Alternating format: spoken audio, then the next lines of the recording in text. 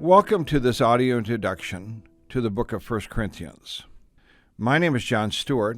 I'm glad you've chosen this study in the Lamplighters series.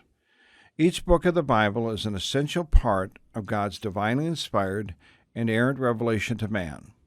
This means that every book, including 1 Corinthians, makes an indispensable contribution to our understanding of God and what it means to live by faith. Without the book of 1 Corinthians, we would be spiritually poor. Without understanding what the book teaches, we cannot become all that God wants us to be. Now let's look at the background of 1 Corinthians, because it's one of those books in the Bible where the historical setting is very important. The book of Acts records the Apostle Paul's 3 missionary journeys. On the second missionary journey, Paul and a Christian worker named Silas traveled through Asia Minor, which is modern Turkey, where they were joined by a young disciple named Timothy. The 3 missionaries traveled to Asia Minor's western coast and crossed into Europe, where they preached in northern Greece in the cities of Philippi, Thessalonica, and Berea. When they faced intense persecution in that area, it was decided that Paul should leave the area and travel south to Athens, where he would eventually be reunited with Silas and Timothy. When Silas and Timothy did not come to Athens as planned, Paul left Athens and walked 51 miles west to the wealthy and licentious city of Corinth to continue their missionary work. Acts 18:11 tells us that Paul spent 18 months in Corinth, preaching and teaching the Word of God. Many of the Corinthians were saved and a church was established. When Paul left Corinth after 18 months, Apollos assumed leadership of the church. I'm sure that Paul felt confident that the church was in good hands at the time of his departure, even though there were still evidences of spiritual immaturity in the church. The Corinthian church, however, unraveled very quickly after his departure. The problems at Corinth became so significant that a delegation from the church was sent to Paul to ask him for his counsel. 1 Corinthians is Paul's response to their questions. And this is why 1 Corinthians is so important to us today. The Corinthian Christians were living in a godless society that was filled with conflict, sexual sin, legal problems, divorce, and several other problems.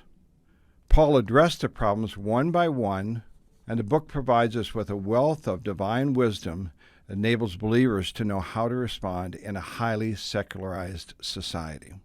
Chapters 7 through 14 is Paul's response to a written report, a list of questions that the Corinthians wanted him to respond to. The words "now concerning" will identify the different sections or the different questions that Paul wanted to respond to. In chapters 15 and 16, Paul addresses the specific nature of the resurrection, and the letter concludes with some teaching on giving to the work of the Lord. So what can we learn from this important portion of God's Word? First of all, I think that you'll learn that there's a big difference between being saved and being sanctified. Many people have drunk from the waters of God's saving grace that results in redemption, but they continue to drink from the contaminated wells of the world's thinking. Paul addresses this problem right at the beginning of the book.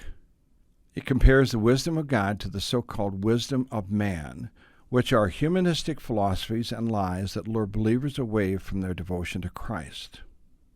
After studying 1 Corinthians, you might be convinced, as I am, that this is the root problem in the Corinthian church, and it may well be the problem in many lives of Christians today. Secondly, you'll learn the true definition of love.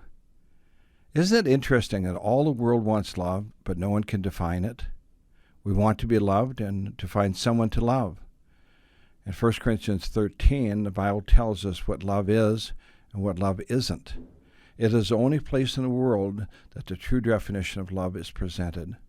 Could it be that most of the problems in Christians' lives stem from these two problems, worldly thinking and a lack of true biblical love?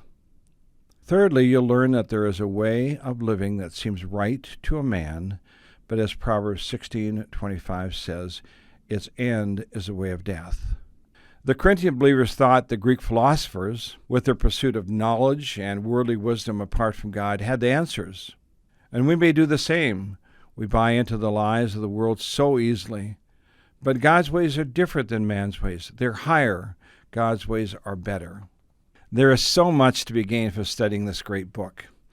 1 Corinthians will provide you with many practical answers to a host of key questions that we face as believers who are living in a secular world.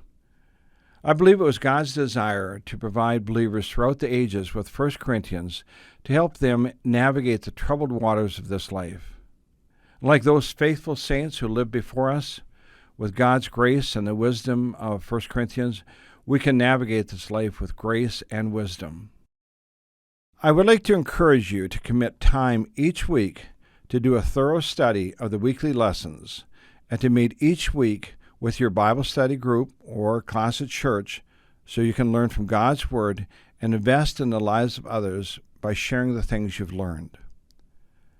I believe that if you do this, both you and others in your group will grow in faith and commitment to the Lord Jesus Christ, and you'll be more courageous to let God use you to change the world with the gospel of Jesus Christ. Now, may you grow in the grace and knowledge of our Lord and Savior Jesus Christ. To Him be the glory, both now and forever. Amen.